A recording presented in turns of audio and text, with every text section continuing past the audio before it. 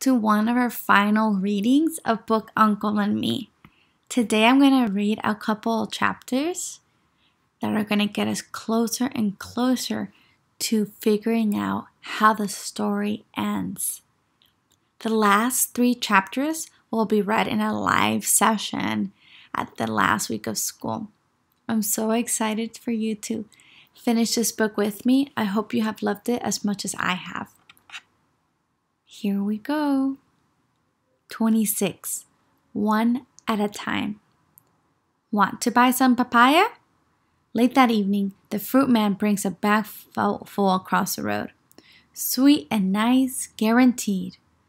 Not right now, I say, but wait till you hear this. And I tell him about Mayor Sly and the wedding and the guests who will be staying at the Palm Tree Hotel. The fruit man listens carefully. He wiggles and waggles his head to show me that he gets it. See that cart? He points across the road. The fruit on his cart is arranged in perfect pyramids. Guavas, sapotas, oranges, papayas. Each pyramid has many at the bottom, many more in between, and one on the very, very top. How do you think you make a pile like that? He demands. Carefully, says Rini. The fruit man laughs. One at a time, he says. One at a time. It's the only way. Come on, get busy. Start piling up your fruit. What do you mean? I ask. What fruit? He's speaking in riddles now, just like my parents.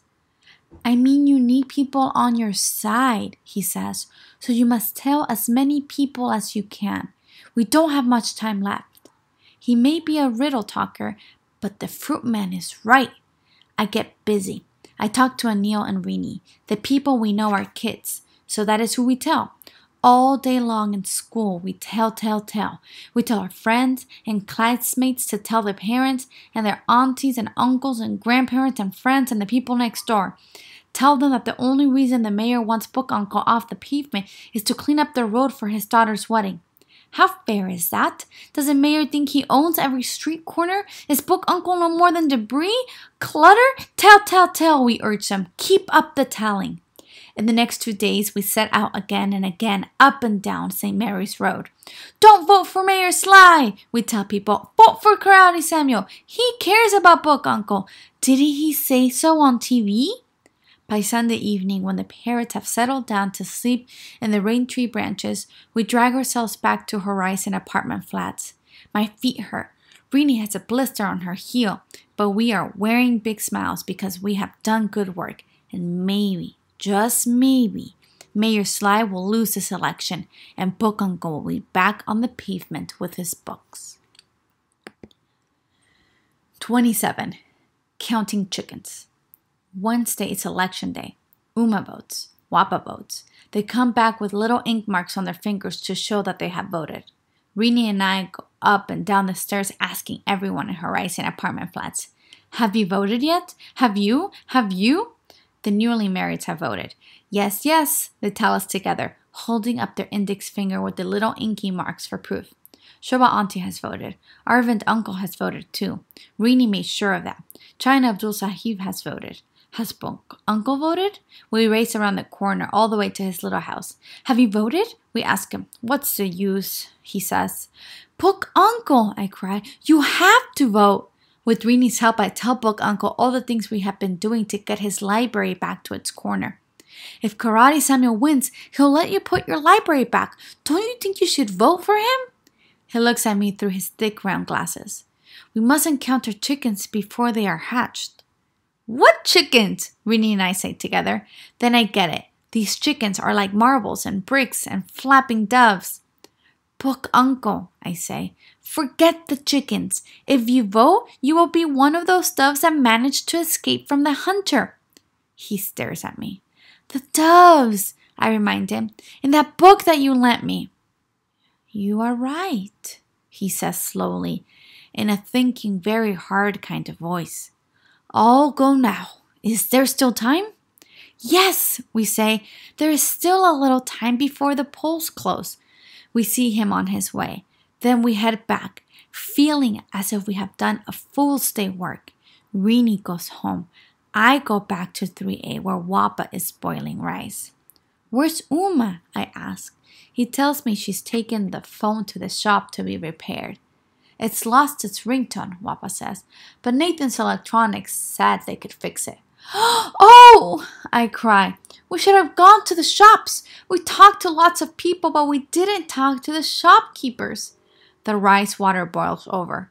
Wapa says something under his breath, then turns it quickly into a cough. Talk to them about what?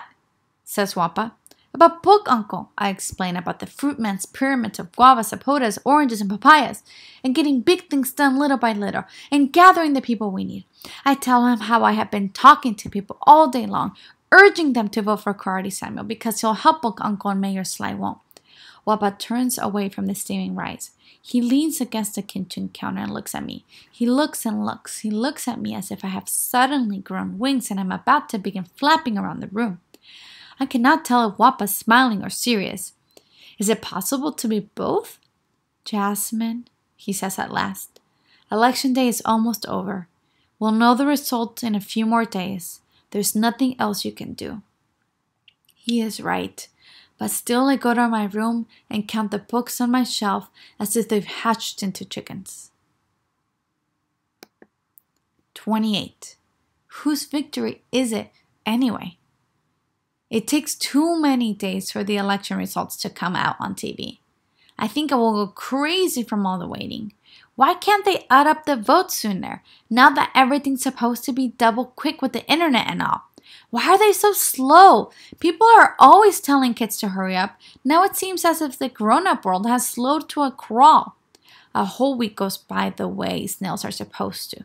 Although really, I have never seen a snail. They don't just wander around in the city. I get grumpy thinking of all the things I have not seen and do not know, including, now, those election results.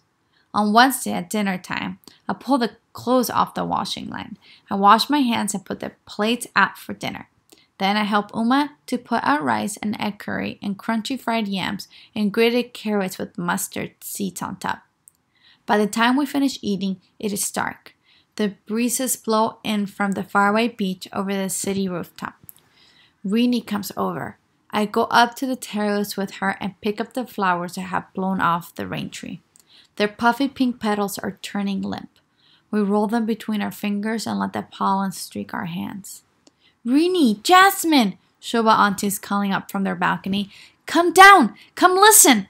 We hurry down, startling the lizards that are busy eating insects around the terrace lights. On TV, they are announcing the election results.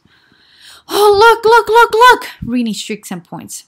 By a margin of 3,879 votes. That is a lot of votes, isn't it? Karate Samuel has won! It's all over the TV news and the radio news. Within minutes, it is also all over the people shouting to each other news. We run up the stairs telling everyone. We round down the stairs telling everyone all over again in case they didn't hear it the first time. He won, we tell China Abdul Sahib. Perfect, he says. He won, we tell Shoba auntie. We did it, she says. Arvind uncle beams. They are not fighting anymore. It's clear. He won, we tell the newly married. They gaze happily at each other. He won, we tell the Eastern lady who is closing up shop for the day. Yes, says the Eastern lady, closing the wooden doors of her ironing booth and clicking the lock. But will he remember our bukaya? Her words sting. I want him to remember. I want it so badly that my stomach hurts. What was the use of all that work? What if this Karate Samuel actor person who is now mayor forgets all about the one thing that everyone wants him to do? The one person we all want him to help? Is the Eastern lady right? Will Mayor Karate Samuel forget about Book Uncle? Her stinging words buzz around in my mind like angry bees. You worry too much, says Rini. I know, I say sadly. I can't help it. I go back to 3A. The TV is off and my parents are quiet. Everything feels empty because everything is over. I go to my room and I look at all the books on my shelf and I think, what can I do now? I pick up a book. It is a karate book that Book Uncle gave me. I should give it to Anil. He would like it. I open it. On the very first page it says, a true leader seeks to help those who who are doing good. Doing good? That's Book Uncle, a true leader. Isn't that what Karate Samuel wants to be? I run to the kitchen and I pick up the phone that now has its ringtone back. I call Anil. Anil, I say, you know everything about Karate Samuel, right? Almost, says Anil. Why? Do you think he wants to be a true leader? Of course he does, says Anil. In that case, I say, we need to remind him. Are you with me, Anil? Hiya! Anil yells into the phone. Then he says, sorry, Jasmine, I did not mean to hurt your ears. It was just a karate way of saying, yes, I'm with you. Karate Samuel did not win this election, I tell myself. Whose victory is it anyway? Ours. That's whose. We won this election. Now we have to make sure he does not forget Book Uncle.